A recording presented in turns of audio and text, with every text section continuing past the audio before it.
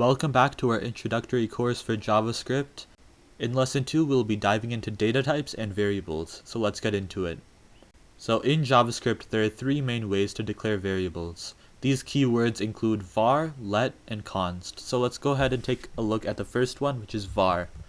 So with var, it's probably one of the most flexible ways of declaring variables in JavaScript. So let's do var name equals Sid. And let's say we want to modify the name. We can simply do name equals Bob. And if we want to modify it again or reinitialize it again, we can simply do var name equals Ted. And if we go ahead and run this code, before we run it, be sure to add a console log for name. And as you can see, it displays Ted because it was the last time I declared the variable. So now let's take a look at a more stricter way of declaring variables, and this is the let keyword. So let's go ahead and declare a variable using let greeting equals hello world. So with let, you can change the value of hello world into hi world by simply doing the variable name equals and then your value. The catch with let is that you cannot do let greeting equals by world because you will get this error, cannot redeclare block scoped variable greeting.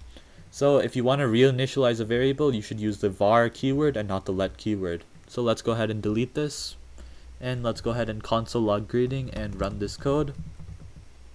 And as you can see, it displays hi world, which was the last way I changed the variable. So now let's take a look at the const keyword, which is the strictest way of declaring variables in JavaScript. So let's go ahead and set pi to 3.14 by doing const pi equals 3.14. And then if we try changing the value of pi to 3.15, it'll declare an error. Let's go ahead and console log this. And as you can see, it gives an error because you cannot reassign a value to a const variable. And if you try reinitializing it like you did with the var variable or the let variable, it'll also give an error because it is a const variable, and once you set it, it cannot be changed.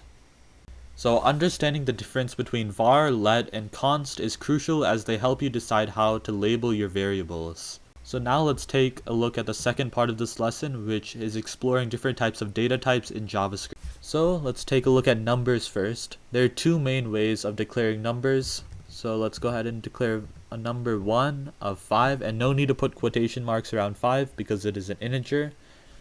And let's go ahead and declare a float by doing 10.5.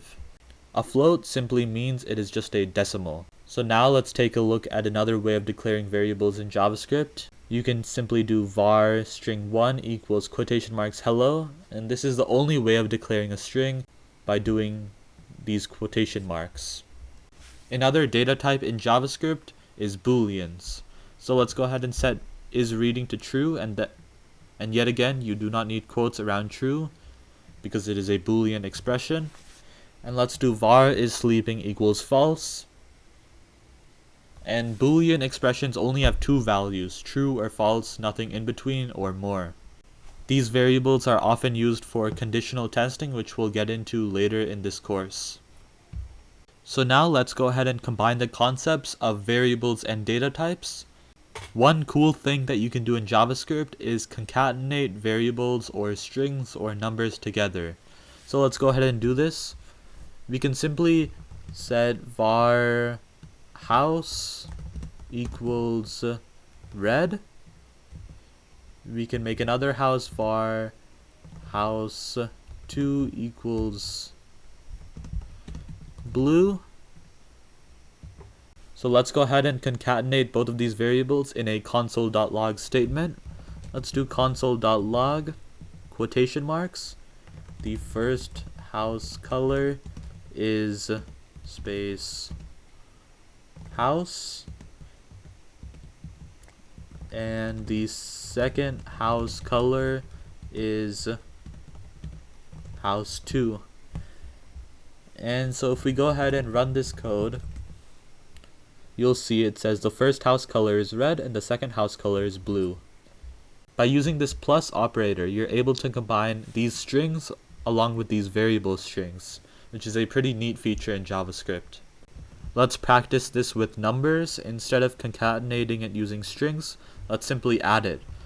So let's do var number 10 equals 10 and var number 20 equals 20.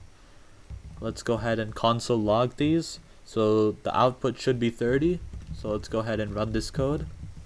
And as you can see, it displays 30. So that's it for lesson 2. Be sure to be familiar with variables and data types as it sets the foundation for JavaScript. In the next lesson, we'll look at control structures which allow your code to make decisions and repeat actions. So I'll see you then.